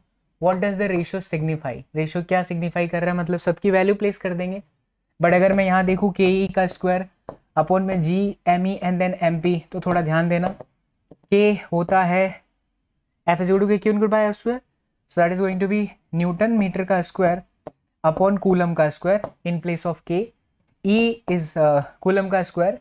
जी होता है बच्चा लोग F is equal to G m1 m2 upon में R square, it's newton metre square upon में kg का square in place of capital G, and then we have M E M P which is kg का square, masses है इसलिए। तो ये kg square से kg square cut गया, correct बात है। ये न्यूटन मीटर स्क्वायर से न्यूटन मीटर स्क्वायर कट गया, कूलम स्क्वायर से कूलम स्क्वायर कट गया, कुछ नहीं बचा। तो m0 L0 T0 it's a dimensionless, hence proved. फिर बोलता है कि इसकी वैल्यू बता दो, तो सबकी वैल्यू रखना और तो कुछ नहीं करना है। k 9 × 10⁻⁹ है, e 1.6 10⁻⁻19 है, g 6.6 10⁻11 है, me mp 1.6 10⁻27 for mass of proton and 9.1 10⁻31 kg for mass of electron, that you can do easily. चलिए, तो ये निकाल करके ये आ रहा है। अब अगर आप बहुत ध्यान से देखो तो यहाँ पर एक अच्छा पॉइंट बन सकता है, जैसे के ई स्क्वायर अपॉन में G M E M P है ना, तो के ई का स्क्वायर अपॉन में R square and then G M E M P upon में आर स्क्वायर। ये क्या हो गया आपका इलेक्ट्रोस्टैटिक फोर्स, कोलम्बियन फोर्स, और ये आपका क्या हो गया ग्रेविटेशनल फोर्स। की वैल्यू कितनी आ रही 2.3। मतलब कि बच्चा लोग जो भी है 10⁻39 यानी electrostatic force is stronger than the gravitational force, and look at this the value, the 2.3 10⁻39 not minus plus, मतलब इलेक्ट्रोस्टैटिक फोर्स ग्रेविटेशनल के कंपैरिजन में इतना हैवी है, 2.3 × 10⁻39। Next question, explain the meaning of the statement electric charge of a body is quantized. पढ़े हो आप लोग को, सिखाया जा चुका है, Q बराबर N N can not be integer, N can not be the decimal value, because कभी भी ऐसा नहीं बोल सकते कि आधा electron 2.3 electron, so it is always a integer number, why can one ignore quantisation of electric charge when dealing with a microscopic. देख बच्चा, माइक्रोस्कोपिक का वर्ड समझ, मतलब समझ, माइक्रोस्कोपिक मतलब लार्ज नंबर पर। हम जो फॉर्मूला लगाते हैं कि इज इक्वल टू एनी, वो बहुत ही माइक्रोस्कोपिक लेवल पर है। माइक्रोस्कोपिक लेवल मतलब बहुत ही छोटा, 10⁻27, 10⁻37। लेकिन जब हम मैक्रो वर्ड यूज करते हैं तो बहुत बड़े नंबर पर जाता है, और बहुत बड़े नंबर पर q is equal to N E को अप्लाई नहीं किया जाता। ठीक, चलो पढ़ लीजिएगा यहाँ पर ये लाइन भी। अगला question, when a glass rod is rubbed with a silk cloth, charges appear on both, दोनों पर चार्ज अपीयर हो जाता है। A similar phenomena is observed with many other pairs of bodies, explain how this observation is consistent with the law of conservation of charge. बहुत अच्छा line है।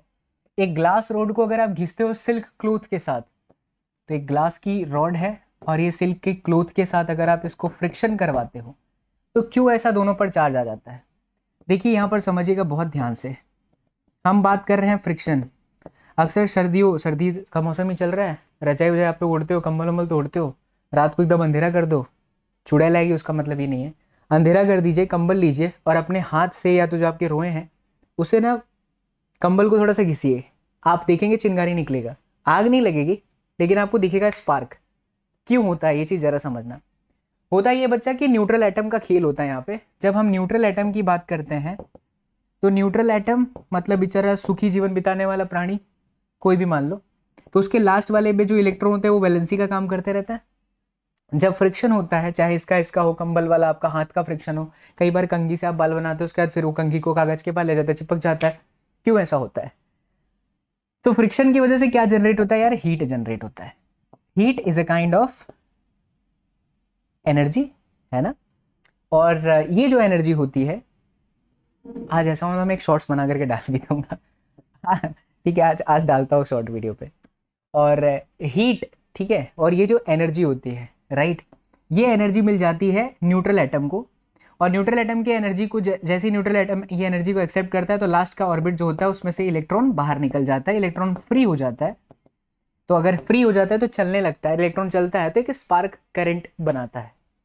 तो जब इलेक्ट्रॉन निकल गया तो वो माइनस है और यहाँ से निकल गया इसलिए ये प्लस है, इसीलिए एक बॉडी माइनस हो जाता है और एक बॉडी क्या होता है? प्लस हो जाता है। दिस इज द रीजन कि जब भी आप रब करते हो, फ्रिक्शन करते हो, तो फ्रिक्शन की वजह से ये चीज़ें देखने को मिलती है। घर पे ट्राई करना, कंबल के अंदर सोना मुंडी डाल करके और अपने हाथों से यहाँ से कंबल को तेजी से घिसे, मात्र 10 से 12 सेकंड के अंदर you will see the spark. Today I will show you the live demonstration from my home. चलिए आगे बढ़ते हैं। अगला सवाल है, 4 point charges 2q minus 5q, 2q and minus 5q are located at the corners of a square ABCD। तो चलिए एक स्क्वायर ले लेते हैं। तो यहाँ पर है 2, फिर माइनस में 5, फिर 2 और फिर माइनस में 5। जाहिर सी बात है इसका आंसर 0 ही आने वाला है। कैसे देख लो, सबका साइड 10 सेंटीमीटर दिया है। What is the force on a charge of 1 microcoulomb place at the centre of the square. इधर जो भी है 1 माइक्रोकूलम, इसका ये डिस्टेंस, इसका ये डिस्टेंस, ये डिस्टेंस, ये डिस्टेंस सब सेम है ना, पक्की बात है। ओके, इस पर्टिकुलर पॉइंट पे इसकी वजह से फोर्स का डायरेक्शन इधर है और इसकी वजह से फोर्स का डायरेक्शन इधर है, नेट 0 हो गया।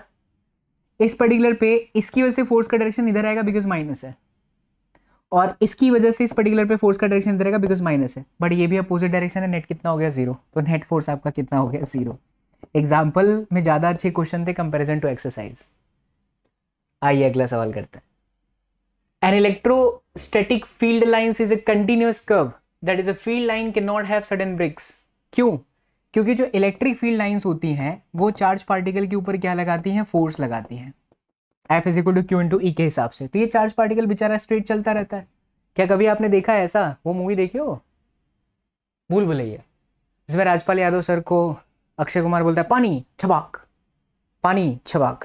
क्या ये चार्ज के लिए पॉसिबल है कि वो थोड़े डिस्टेंस के बाद बोलेगा अरे भाई साहब इलेक्ट्रिक फील्ड है ही नहीं, ऐसा फिर ऐसे कूदी मार लेगा? पॉसिबल ही नहीं है, स्ट्रेट ही चलता है। इसका मतलब है इलेक्ट्रिक फील्ड लाइन एक कंटिन्यूअस लाइन है, लगातार फोर्स लगाती है। और इसका प्रॉपर्टी भी तो आपने पढ़ा है कि it start from the positive and then infinity तक जाती है।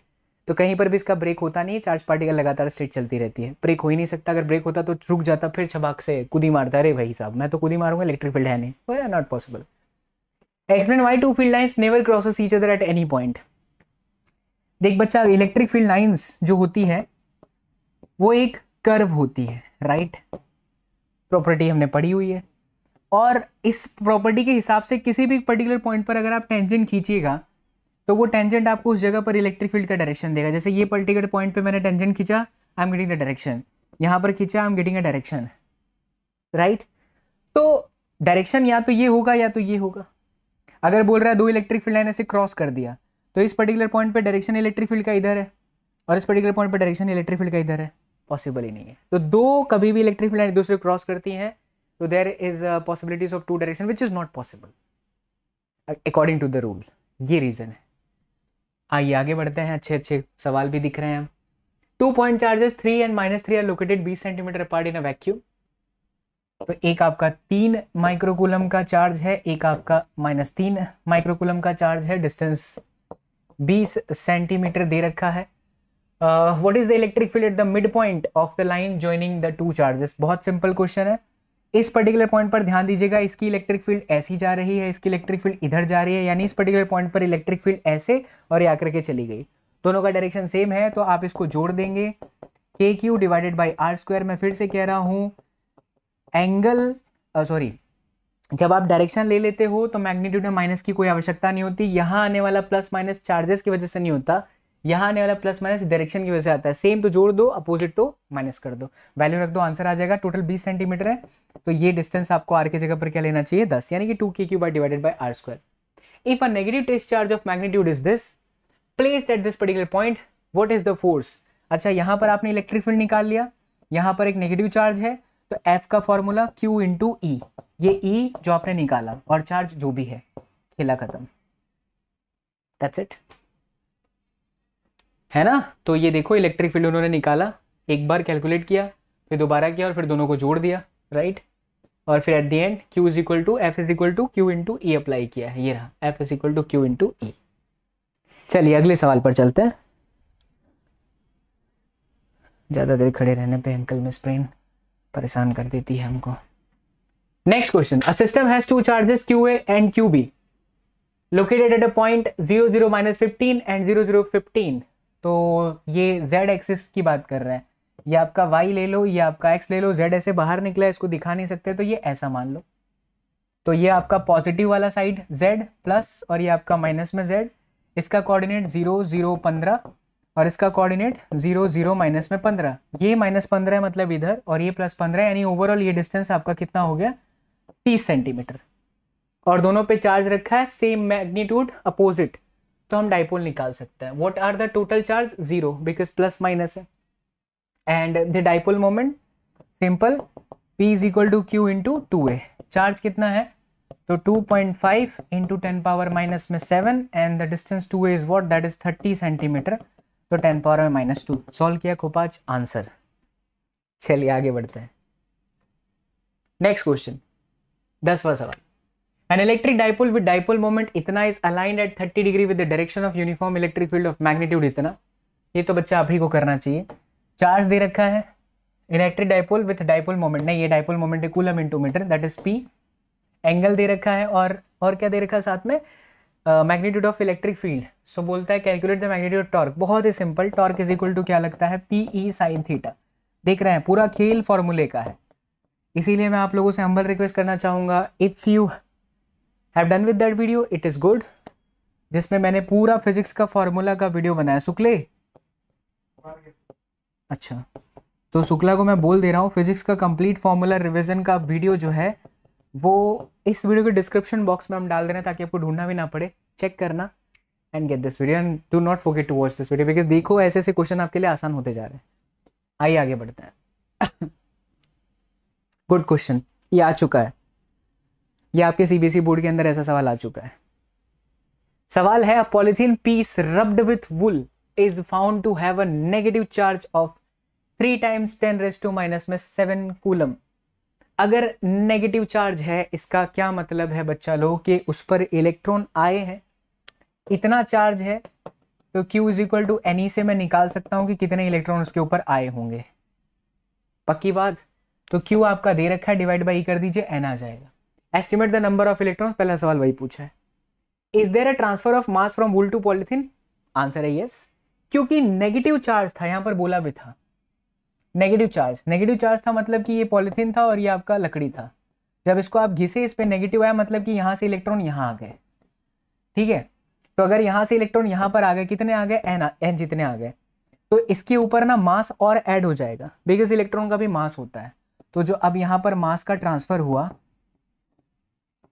वो आपका हो जाएगा एम ई इंटू ई, एम ई यानी कि 9.1 इंटू 10⁻31। ये ई के जगह पर नंबर ऑफ इलेक्ट्रॉन्स होने चाहिए जो कि यहां से आपके निकले हुआ है। ट्रांसफर ऑफ मास भी होगा बट वो मास नेग्लिजिबल कह सकते हो, रियल लाइफ में you can not feel that, but physics में छोटी छोटी चीज़ों का भी ध्यान रखना पड़ता है। तो वो सारी चीज़ें यहाँ पर आएंगी। लीजिए एन निकाला गया और एन निकालने के बाद एम ई इंटू एन कर दिया, यानी आपका लगभग 1.706 गुणे 10⁻18 kg जितना जो है मास ट्रांसफर होगा लकड़ी से, यही लिखा है ना। Hence a negligible amount of, negligible बोला था मैंने, negligible amount of mass is transferred from wool to polythene। चलो आगे देखते हैं 12वां सवाल। Two insulated charged copper sphere A and B have their center separated by a distance 50 centimeter. What is the mutual force of electrostatic repulsion if the charge on each is this? नहीं कराऊंगा, simple question है, कर सकते हो। F is equal to K Q by R square. The radius of this are that हो गया, simple है। तो यू हैव दैट फोर्स और इक्वल है तो आप क्यों निकाल सकते हो। इतना भले बोल रहा हूँ बट फिर भी मन कर जाता है भाई, तो क्यों निकाल लोगे यहाँ से। दूसरा बोलता है what is the force of repulsion if each sphere is charge double the above amount and the distance between them is half. Very simple, F की जो भी वैल्यू है नई वाली वैल्यू में वो कह रहा है चार्ज डबल हो गया, तो 2q1 q2 and distance half हो गया विच इज r²/4। ऊपर चला जाएगा 4 × 2, सॉरी बच्चा 2q1 एंड देन 2q2, दोनों डबल बोला है ना, 2 टाइम्स डबल, और ये ऊपर चला गया तो 4 चौके 16, तो 16 के q1 q2 divided by r का स्क्वायर। अच्छा पहले हमारे पास फोर्स था क्या, अच्छा फोर्स निकालना ही है। Relative repulsion if the charge on etch, charge given था बच्चा, चार्ज नहीं निकालना है, फोर्स निकालना है। ये तो दोनों सेम हो गया, तो क्यू का स्क्वायर और डिस्टेंस भी दे रखा है 50 सेंटीमीटर, तो एफ निकल गया। जो भी एफ आएगा वो पहले के कंपैरिजन में अब 16 गुना होगा, खत्म। चलिए तो ये रहा 16 times of this. Yes, interesting question. देखिए 1.14 पे पहुंच गए हैं। तो अगला सवाल है फिगर 1.33 यानी आपकी किताब का diagram. So the track of 3 charge particles in a uniform electrostatic field, uniform electrostatic field है, यू कैन सी आपका इलेक्ट्रिक फील्ड प्लस से माइनस की तरफ ऐसे जा रहा है, right. Give the science of the 3 charges, इनके चार्जेस का साइन बताओ। बड़ा सिंपल, आप देख रहे हैं कि ये वाला जो चार्ज पार्टिकल है वो प्लस की तरफ डेविएट हो रहा है ना, तो इसका मतलब है ये पॉजिटिव चार्ज नहीं हुआ, नेगेटिव हुआ, बिकॉज यहाँ प्लस है तो ये माइनस ही होगा, ये भी माइनस होगा क्योंकि उधर डेविएट हो रहा है। और नीचे वाला जो है वो माइनस की तरफ झुका हुआ है, मतलब कि ये 100% पॉजिटिव चार्ज पार्टिकल है। फिर कहता है which particle has the highest charge to mass ratio, इनमें से किसका चार्ज टू मास रेशियो सबसे ज्यादा है। तो देखिए अगर मैं देखने जाऊं यहां पर मैं एक लाइन ऐसा खींच देता हूं और मैं ये देखना चाहूं कि कौन कितना ज्यादा डेविएट हुआ है, तो ये मेरा है S2 इतना डेविएशन, S1 इतना डेविएशन, बट इनके कंपैरिजन में अगर आप देखिएगा S3 तो ये थोड़ा इसका डेविएशन ज्यादा दिख रहा है, S3 का डेविएशन ज्यादा है। डायग्राम को ध्यान से ऑब्जर्व करो, अगर आप बीच में लाइन खींचना तो S2 S1, लेकिन इसका ज्यादा डेविएशन है, ये यहां पर है।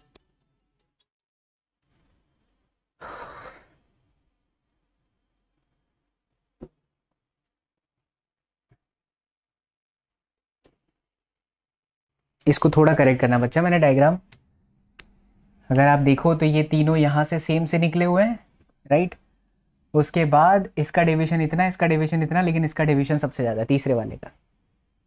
और क्योंकि ये डेविएशन क्यों हो रहा है, because of electric field, electric field इसके ऊपर फोर्स लगा रहा है, तो ये जो डेविएशन हुआ मतलब कि कितना डिस्प्लेसमेंट इन्होंने कवर किया, उसको हम कह सकते हैं ना S = ½ AT², करेक्ट। तो जो F होता है वो होता है मास into acceleration, so acceleration = F/m, तो F/m में 2m and then T²। F की जगह पर हम क्या लिख सकते हैं, चार्ज पार्टिकल के ऊपर लगने वाला फोर्स, इलेक्ट्रिक फील्ड भाई लोगों का इलाका होता है, तो F = Q × E, करेक्ट। तो ये आपका हो गया Q × E T² में 2 × m। अब देखो चार्ज बाई मास जो आपका S है वो किस बात पर डिपेंड कर जाएगा, प्रोपोर्शनल टू Q/m पे, क्योंकि 2 कांस्टेंट है, चार्ज अलग अलग है, उसका मास भी अलग अलग होगा, इलेक्ट्रिक फील्ड सेम है, टाइम सब लोग उसमें ही जाएंगे। तो जाहिर सी बात है कि Q/m सबसे ज़्यादा तीसरे वाले का है, क्योंकि उसका डिफ्लेक्शन ज़्यादा है। तो चार्ज बाई मास का रेशियो तीसरे वाले का सबसे ज़्यादा है, क्योंकि वहाँ पर जो डिस्प्लेसमेंट है, जो डेविएशन है, वो सबसे अधिक दिखाई दे रहा है। अच्छा सवाल, बढ़िया सवाल, शानदार सवाल। आगे बढ़ते हैं। नेक्स्ट क्वेश्चन देखो, कंसिडर यूनिफॉर्म इलेक्ट्रिक फील्ड इतना, what is the flux of this field through a square of 10 centimeter on a side whose plane is parallel to the yz plane। वाह, तो चलिए देखिए, तो ये हमने डायग्राम बना लिया। ये है आपका इलेक्ट्रिक फील्ड 10⁻³ I कैप है, तो इसको मैं x लेता हूँ सरलता के लिए, ये मेरा y है और ये मेरा z है। प्लेन जो है बच्चा लोगों कुछ इस तरीके का ही हुआ, इस पैरेलल टू yz प्लेन, ठीक, 10 सेंटीमीटर है। तो इसका जो नॉर्मल होगा, नॉर्मल मतलब कि इसका जो एरिया होगा वो यहीं पर होगा, और ये आपका इलेक्ट्रिक फील्ड है, तो फाई तो मिल जाएगा, that is E cos 0। So the electric field is 3 × 10⁻³ and then the area, क्योंकि ये स्क्वायर है, सो 10 का हो गया 100 × 10⁻⁻4। तो यहाँ से you can calculate flux easily, right. चलो, ये हो गया आपका, फ्लक्स मिल गया। दूसरे में कहता है कि what is the flux through the same square if the normal to its plane makes a 60 degree angle with the X axis. मतलब ये थोड़ा सा ऐसा हो गया इस तरीके से, और ये यहाँ पर एंगल बना रहा है 60, तो ऐसे सिचुएशन में phi is equal to EA cos में 60, राइट। तो आपका इलेक्ट्रिक फील्ड एरिया गिवन है cos 60 1/2, जो भी वैल्यू होगा यहाँ पर उसका एग्जैक्टली कितना हो जाएगा, हाँ, डन। नेक्स्ट क्वेश्चन, आइए, what is the net flux of uniform electric field? Net flux of the uniform electric field of exercise 1.15, यानी जो अभी किया उसी का, through a cube of side 20 centimeter oriented so that its faces are parallel to the coordinate planes। बहुत ही simple question है। यहाँ पर एक क्यूब बनाइए आप, ये आपका x डायरेक्शन है, ये आपका y डायरेक्शन है, ये आपका z डायरेक्शन है, इस तरीके से, करेक्ट, ऐसा ऐसा ऐसा ऐसा ऐसा एंड देन ऐसा, करेक्ट, ऑल राइट। और इलेक्ट्रिक फील्ड आपका कुछ इस डायरेक्शन में है। तो देख बच्चा, बहुत ध्यान से समझ, तो यहाँ वाले सरफेस से जो बाहर निकलेगा फ्लक्स वो होगा phi is equal to E × A, और इस वाले सरफेस के लिए निकलेगा phi is equal to minus में E × A। सिर्फ राइट और लेफ्ट का ही हो सकता है, बाकी सब के लिए तो जीरो होगा। क्यों? क्योंकि इलेक्ट्रिक फील्ड इधर है, इसकी एरिया इधर है, इलेक्ट्रिक फील्ड इधर है, एंगल 90 है, तो phi is equal to EA cos 90 which is 0। नीचे वाले के लिए एरिया नीचे चली जाएगी, इलेक्ट्रिक फील्ड ऐसा, एंगल 90, फ्लक्स 0। फ्रंट में जो z एक्सिस पर निकल रहा है उसके लिए एरिया z पर है, इलेक्ट्रिक फील्ड x पर, अगेन एंगल 90, 0। तो हमें फ्लक्स मिलता सिर्फ यहाँ पे, बिकॉज यहाँ थीटा 0 है और यहाँ थीटा 180 है, तो EA और फिर माइनस में EA। तो जो नेट फ्लक्स हुआ आपका वो आपका हो जाएगा EA माइनस में EA, that is going to be 0। So the net flux is going to be 0 here in this question. Okay, next question बच्चा।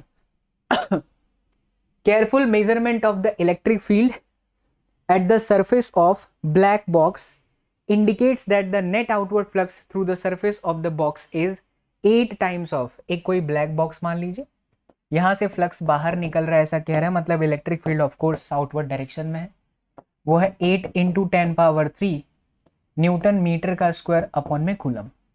पहला सवाल है what is the net charge inside the box. It's very simple to calculate because phi is equal to Q inside upon में epsilon naught, so Q inside is equal to phi times of epsilon naught, right.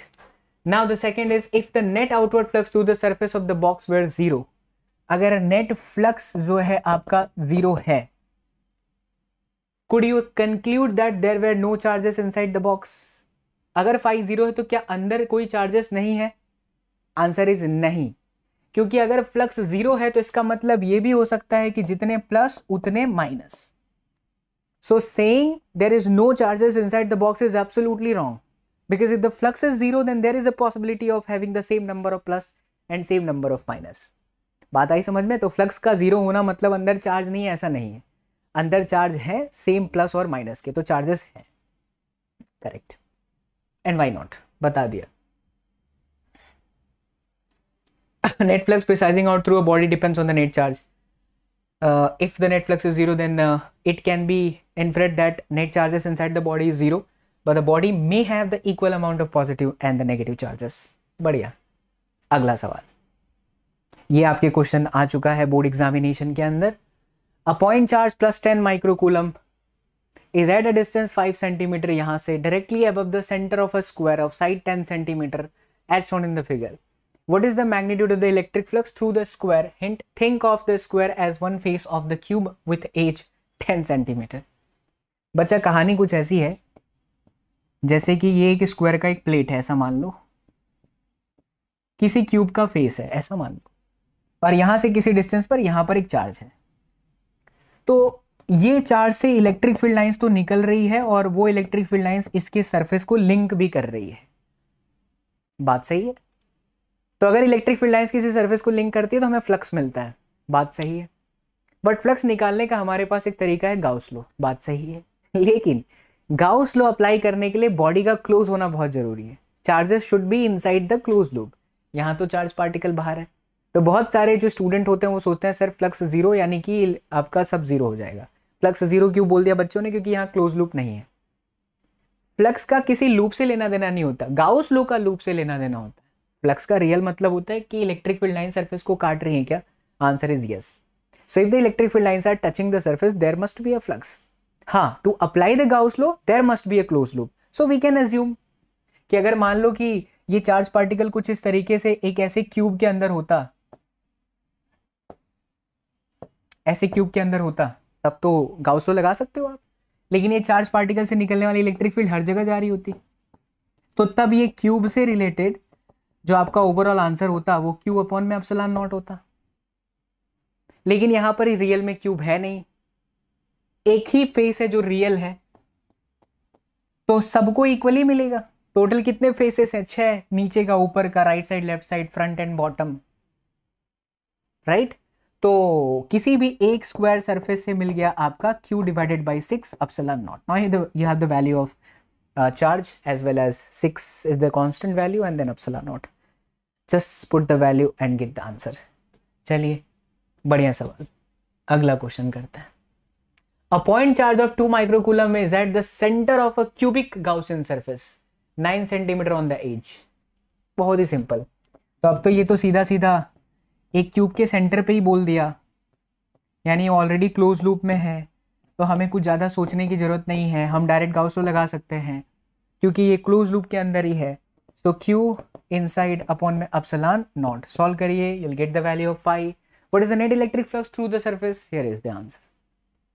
चलिए आगे बढ़ते हैं. A point charge causes an electric flux of this minus into 10⁻³ Newton meter square upon coulomb to pass through a spherical Gaussian surface of 10 centimeter radius centered on the charge. If the radius of the Gaussian surface were doubled. ध्यान से पढ़ना, बहुत अच्छा सवाल है. एक point charge है जो कि इलेक्ट्रिक फ्लक्स दे रहा है इतना, to pass through a spherical Gaussian surface of 10 centimeter radius. ये 10 सेंटीमीटर की रेडियस है, यहाँ से कुछ फ्लक्स निकल रहा है और माइनस इंटू 10⁻³ है. ऑब्वियस है कि माइनस है, मतलब कि इलेक्ट्रिक फील्ड ऐसे अंदर की तरफ आ रही थी. ठीक है, इलेक्ट्रिक फील्ड ऐसे अंदर की तरफ आ रही थी. Okay sir. कहता है कि अगर मैं रेडियस को डबल कर दूं तो फ्लक्स पर क्या फर्क पड़ेगा? कमाल करते हो पांडे जी. इससे रिलेटेड जो आपका फ्लक्स है वो है आपका Q enclosed divided by epsilon not. यार मैं रेडियस अभी 10 सेंटीमीटर का 20 कर दूं, क्या फर्क पड़ता है? क्योंकि फ्लक्स का रेडियस से कोई लेना देना नहीं है. फ्लक्स का इस बात से लेना देना है कि चार्ज कितने हैं क्लोज लूप के अंदर. चार्ज कितने हैं क्लोज लूप के अंदर? क्या मैंने चार्ज को चेंज किया? नहीं. तो आपका फ्लक्स सेम रहेगा. फ्लक्स का चार्ज से कोई उससे लेना देना कुछ नहीं है. What is the value of the point charge? तो पॉइंट चार्ज निकालना है तो फ्लक्स आपके पास में क्यों निकाल लो खोपाच. चलिए बच्चा. अच्छा माइनस आएगा, इसका मतलब इलेक्ट्रिक फील्ड अंदर की तरफ है. Okay, so the next question, let's move to the next one. A conducting sphere of radius 10 centimetre has an unknown charge. तो एक कंडक्टिंग स्फीयर है, रेडियस 10 सेंटीमीटर दिया, has unknown charge. If the electric field 20 centimetre from the centre of the sphere is this and points radially inward, what is the net charge? बहुत simple. Electric field given है, what is the net charge on the sphere, और 10 centimetre उसका radius है बच्चा. ठीक है, और 20 centimetre के डिस्टेंस पर आपको इलेक्ट्रिक फील्ड दिया है, आउटसाइड हुआ तो K Q divided by R का square. Can't you get the value of Q? Yes, just write down the answer in the comment section यार. ठीक है, same formula. Alright, next question चलते हैं. A uniformly charged conducting sphere of 2.4 metre diameter has a surface charge density. तो ये surface charge density दे रखा है, मतलब कि सिग्मा दे रखा है. Find the charge on the sphere. It's very easy. Q divided by 4 pi r का square because it's a conducting sphere. So I can find out the value of Q which is sigma times of 4 pi r का square. Easy. दूसरा है what is the total electric flux leaving the surface of the sphere? Very easy again. Phi is equal to Q divided by epsilon naught. You can get the value of flux. That's why I'm saying this again and again. If you are a true SSPN or if you have watched all those previous session which we have done here in Chanakya 4.0, trust me बच्चा, ऐसे कोई question नहीं है जो आप ना कर पाओ. हाँ, इक्का दुक्का क्वेश्चन है जो टफ है, जिसको मैंने ऑलरेडी बता दिया. जैसे आपके टेक्स्ट बुक का 13वां एग्जाम्पल, अच्छा सवाल था, आ सकता है 3-4 मार्क्स. नहीं आ सकता, अच्छा सवाल तो नहीं आ सकता, बट नीट में आ सकता है. So we have done this. चलिए आगे बढ़ते हैं. An infinite line charge produces a field of this. Infinite line charge electric field को प्रोड्यूस कर रहा है which is 9 times of 10 power 4 Newton पर कूलम. ये आपका इलेक्ट्रिक फील्ड है एट अ डिस्टेंस 2 सेंटीमीटर, यहाँ से 2 सेंटीमीटर के डिस्टेंस पर है. कमाल करते हो बच्चा, इसका सीधा सीधा फॉर्मूला ही है E is equal to 2K times lambda divided by R. यहाँ से लैम्बडा निकाल सकते हो, खेला खत्म, पैसा हजम, भौजी नाच चमाचम. चलिए अगला सवाल. 2 large thin metal plates are parallel and close to each other. इस तरीके से प्लेट्स है close to each other on inner face. ये आपके सीबीएसई के सैंपल पेपर के अंदर क्वेश्चन है. यस, ये सीबीएसई के सैंपल पेपर के अंदर का क्वेश्चन है. The plates have surface charge densities of opposite signs. यानी यहाँ पर अगर प्लस सिग्मा लीजिए तो ये आपका माइनस सिग्मा हुआ. उनकी वैल्यू दे रखी है. What is the electric field outer region of the first plate. अगर ये मेरा फर्स्ट प्लेट है तो मैं यहाँ पर इलेक्ट्रिक फील्ड सोचूंगा. पॉजिटिव प्लेट है तो इसकी वजह से इलेक्ट्रिक फील्ड यहाँ ऐसी आ रही है, और अगर ये नेगेटिव प्लेट है तो इसके लिए इलेक्ट्रिक फील्ड इधर जा रही होगी. नेगेटिव इनवर्ड और पॉजिटिव तो आउटवर्ड, क्योंकि ये दोनों अपोजिट डायरेक्शन में है. और ये प्लेट है तो प्लेट की वजह से sigma by 2 epsilon naught and sigma by 2 epsilon naught is the formula of electric field which we have derived. तो यहाँ पर जो ओवरऑल इलेक्ट्रिक फील्ड हो गया, दोनों अपोजिट डायरेक्शन में है ना, इससे sigma by 2 epsilon naught and sigma by 2 epsilon naught that is going to be 0. So your electric field becomes 0. All right, दूसरा बोलते हैं in the outer region of the second plate. Outer region में भी same आएगा. अगर यहाँ देखो तो इसकी वजह से इलेक्ट्रिक फील्ड इधर जा रही है इस पर्टिकुलर पॉइंट पे, और इस पर्टिकुलर पॉइंट पे इसकी वजह से इलेक्ट्रिक फील्ड इधर जा रही है. Again it is 0. But what about the centre. अगर मैं सेंटर पे देखूँ तो प्लस की वजह से सिग्मा बाई 2 एप्सिलॉन नॉट और माइनस की वजह से इधर जाएगा. Again sigma by 2 epsilon naught. So it is the only place or it is the only position for this kind of plate where we can see the direction of electric field the same. So that total electric field is what? जोड़ दो. So inside or in between the two plates, that is sigma by 2 epsilon naught and sigma by 2 epsilon naught, it is going to be sigma by epsilon naught. It's a value of electric field. Done. A simple place the value, get the answer. आपका entire NCERT का एक एक question यहाँ पर खत्म होता है. जैसे जैसे हमने चैप्टर 1 के सारे, जैसे हमने ये पूरे किए, वैसे ही आपके पूरे चैप्टर 1 से लेकर के चैप्टर 14 तक के सारे एक्सरसाइज, एग्जाम्पल और एडिशनल एक्सरसाइज लगातार आपको चैनल पर मिलते रहेंगे. सो इस वीडियो को जरूर शेयर करना अपने तमाम दोस्तों के साथ जिन्हें फिजिक्स लगता है टफ है, राइट. और आज ये जो मैंने लिखा है ये आपको टेलीग्राम में मिलेगा. So do not forget to check out our Telegram. Join कर लीजिए. लगभग 40,000 बच्चे हैं. फ्री में सारे नोट्स डेली दिए जाते हैं. कॉन्सेप्ट को बहुत डेप्थ में समझो, उसके बाद क्वेश्चन करो तो नेक्स्ट लेवल की फीलिंग आती है. This is physics, come on बच्चों, and this is the platform where you can feel the physics. Thank you so much. See you all in the next class. Till then do whatever you want to do man, but don't trouble your mom. Take care. Love you all. Thank you so much. Bye bye. जय हिंद.